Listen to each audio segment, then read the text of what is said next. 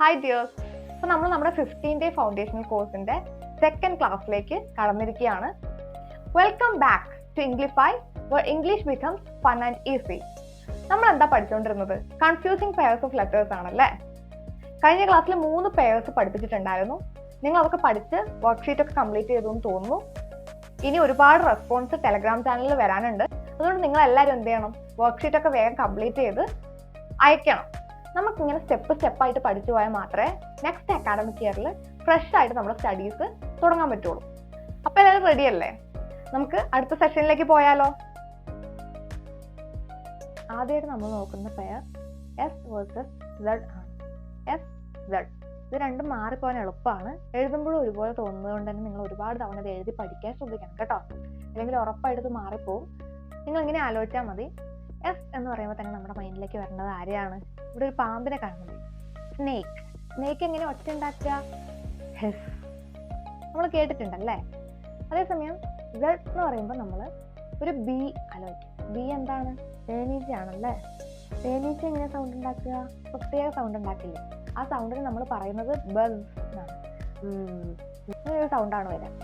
അപ്പൊ ഇത് മൈൻഡിൽ വെച്ചിട്ട് വേണം നമ്മൾ ഇനി അടുത്ത വേർഡ്സ് നോക്കാൻ. സത്യത്തിൽ സെഡ് വെച്ച് ഒരുപാട് വാക്കുകൾ നമ്മൾ കാണാൻ പറ്റില്ല. അതുകൊണ്ട് തന്നെ ഉള്ള വാക്കുകൾ നമ്മൾ നന്നായിട്ട് പഠിക്കുക എന്നുള്ളതാണ് ഇതിലൊരു ടെക്നിക്ക്. ആദ്യം എസ് വെച്ചുള്ള കുറച്ച് വാക്കുകൾ നമുക്ക് നോക്കാം. Sun, sip, sit. ഇതിൽ നിങ്ങൾക്ക് പിന്നെയും പരിചയം ഇല്ലാത്തൊരു വാക്ക് ചിലപ്പോൾ സിപ്പ് ആയിരിക്കും. നമ്മൾ ഡ്രിങ്ക്സ് ഒക്കെ സിപ്പ് ചെയ്യില്ലേ? അങ്ങനെ ഒരു പെൺകുട്ടിയെ നിങ്ങൾക്ക് ഇവിടെ കാണാം. അതാണ് അതിന്റെ മീനിങ്. സെഡ് വെച്ചുള്ള വാക്കുകളാണെങ്കിൽ സിപ്പ്, സൂ, ബസ്. നമ്മൾ നേരത്തെ പറഞ്ഞു അല്ലേ. അതായത് ബി എങ്ങനെയാണ്? അങ്ങനെ ഒരു സൗണ്ട് ആണല്ലേ അവർക്ക് ഉണ്ടാവുക. സൂ ഒന്നും ഒരിക്കലും മാറിപ്പോയത് കേട്ടോ. സൂന്ന് ഒരിക്കലും ആരും എസ് ഒന്നും എഴുതി വെക്കരുത്. ഇനി എസ് വെച്ചിട്ട് നമുക്ക് കുറച്ച് വേർഡ്സ് നോക്കാം. Sock, sand, seal, sing, soap. Z വെച്ചിട്ടോ zero, zebra, zone, maze, fuzz. നിങ്ങൾ ആ പ്രൊനൗൺസിയേഷൻ കറക്റ്റ് ശ്രദ്ധിക്കണം. അത് ശ്രദ്ധിച്ചാൽ തന്നെ നിങ്ങൾക്ക് സ്പെല്ലിങ് മാറിപ്പോവില്ല. ഈ എസും സെഡും പലതവണ എഴുതി പഠിക്കാൻ നിങ്ങൾ ശ്രദ്ധിക്കുക. ഇനി അടുത്തായി നമ്മൾ പറയാൻ പോകുന്ന പെയറാണ് വി വേഴ്സസ് ഡബ്ല്യു. ഇത് വളരെയധികം കോംപ്ലിക്കേഷൻ ഉണ്ടാക്കുന്ന ഒരു പെയർ ഓഫ് വേർഡ്സ് ആണ്. നിങ്ങൾ വളരെ കറക്റ്റ് ആയിട്ട് തന്നെ പഠിക്കണം. വി എന്ന് പറയുമ്പോൾ നിങ്ങൾ ഫോൺ വൈബ്രേറ്റ് ചെയ്യുന്ന ആലോചിക്കുക. വൈബ്രേറ്റ് ചെയ്യാണ് ചെയ്യുക. വി വൈബ്രേറ്റിന്റെ സ്പെല്ലിങ് വി വെച്ചിട്ടാണ് തുടങ്ങുന്നതും. അതേസമയം ഡബ്ല്യു എന്ന് പറയുമ്പോൾ നമ്മൾ സ്വകാര്യം പറയില്ലേ? Whisper, Whisper. ഇതിന്റെ പ്രൊനൗൺസിയേഷനിൽ ചെറിയൊരു ഡിഫറൻസ് ഉണ്ട്. വിയും ഡബ്ല്യുവും വരുമ്പോൾ അത് നമുക്ക് പിന്നീട് പഠിക്കാം. ഇപ്പൊ തൽക്കാലം വൈബ്രേറ്റിന് വി ആണ്, വിസ്പറിന് ഡബ്ല്യു ആണ് എന്നുള്ളത് ഓർക്കുക. അതുപോലെ വിസ്പർ എന്ന് പറഞ്ഞാൽ എന്താണ്? സ്വകാര്യം പറച്ചിലാണ് കേട്ടോ. ഇവിടെ ഒരു പിക്ചർ കൊടുത്തിട്ടില്ലേ? ഇങ്ങനത്തെ വാക്കുകളൊക്കെ നിങ്ങൾ ഉറപ്പായിട്ടും പഠിച്ചു വെക്കണം.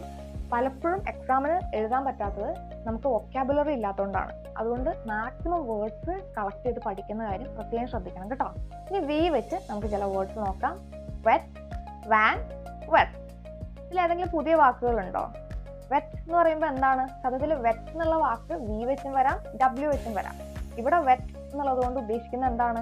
വെറ്റിനറി ഡോക്ടറാണ്, അല്ലാണ്ട് നനയുന്ന വെറ്റ് അല്ല കേട്ടോ. ഇത് വേറൊരു വെറ്റ് വരാനുണ്ട്, അതുകൊണ്ടാണ് ഇത് പറഞ്ഞത്. ഡബ്ല്യു വെച്ചുള്ള വേർഡ്സ് നോക്കാം. Wet, win, well.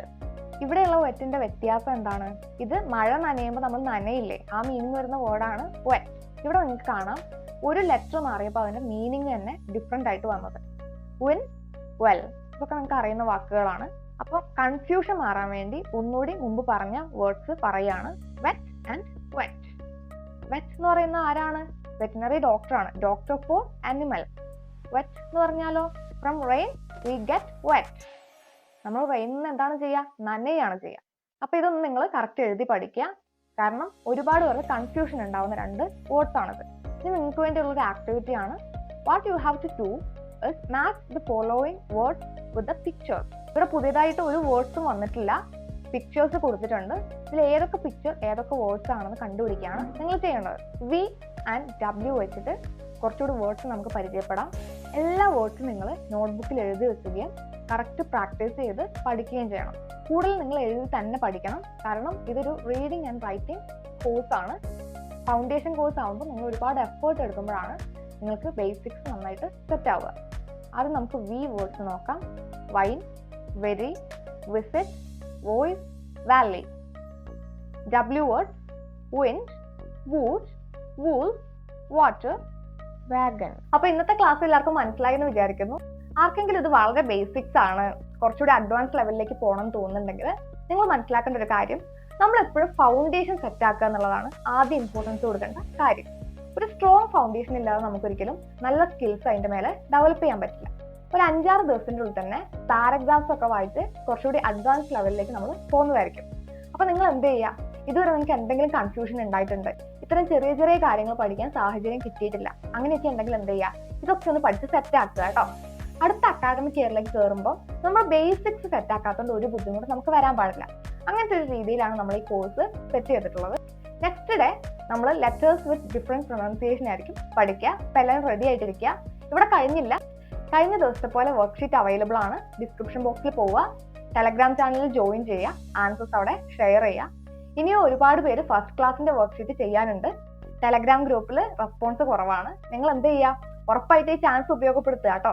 Entirely free ആണ്. ഇത് നിങ്ങളൊരു ഗോൾഡൻ ഓപ്പർച്യൂണിറ്റി ആയിട്ട് കണ്ടിട്ട് ഉറപ്പായിട്ടും ഈ സർവീസ് ഒക്കെ പ്രയോജനപ്പെടുത്തണം കേട്ടോ. അതുപോലെ ഈ ക്ലാസ് യൂസ്ഫുൾ ആയി തോന്നിയിട്ടുണ്ടെങ്കിൽ ഉറപ്പായിട്ടും ലൈക്ക് ചെയ്യുക. ഈ വീഡിയോ മാക്സിമം ആവശ്യക്കാർക്ക് ഷെയർ ചെയ്യുക. നിങ്ങളുടെ ഓണസ്റ്റ് ഫീഡ്ബാക്ക് കമന്റ് ചെയ്യുക. അതുപോലെ കൂട്ടുകാരെ സബ്സ്ക്രൈബ് ചെയ്യാൻ മറക്കരുത്. ബൈ.